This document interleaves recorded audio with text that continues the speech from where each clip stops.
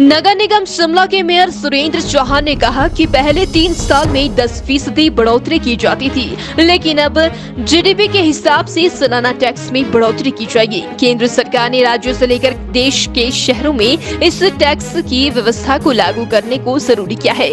बता दें कि केंद्र सरकार ने जो फॉर्मूला दिया है वह प्रदेश की विकास दर पर आधारित है। प्रदेश में बीते 5 साल में जीडीपी दर क्या रही, उसकी औसत के हिसाब से ही टैक्स में बढ़ोतरी की जाएगी। यदि जीडीपी दर कम रही तो टैक्स कम बढ़ेगा। देश भर के सभी नगर निगमों और नगर निकायों को ये फॉर्मूला लागू करने को कहा गया है। देखिए, प्रॉपर्टी टैक्स को लेकर के पिछले जो नगर निगम के एक बैठक में एक फैसला हुआ होगा पूर्व में कि आफ्टर 3 इयर्स जो हम प्रॉपर्टी टैक्स बढ़ाते हैं, तो अभी तक शायद इस बार भी नहीं बढ़ाया था, जनवरी या मार्च में, जनवरी या फरवरी में अभी तो बढ़ाया नहीं था।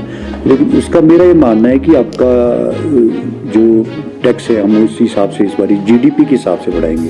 तो जीडीपी है जो कंट्री का, या जो 3 पॉइंट कुछ जीडीपी आएगा, उस बेस पर हम इस बार टैक्स को बढ़ाने की, ना कि 10% नहीं बढ़ाएंगे, लेकिन 3 पॉइंट जो जीडीपी होगी उस बेस पर हम अपना टैक्स, प्रॉपर्टी टैक्स को बढ़ाने का एक प्रस्ताव लाएंगे। जो मैं समझता हूँ उसको बढ़ोतरी नहीं कहेंगे, वो उसको कम ही करेंगे। पहले तो 10% बढ़ता था एवरी 3 ईयर, लेकिन अब एवरी ईयर उसको हम 3 पॉइंट अकॉर्डिंग टू जीडीपी।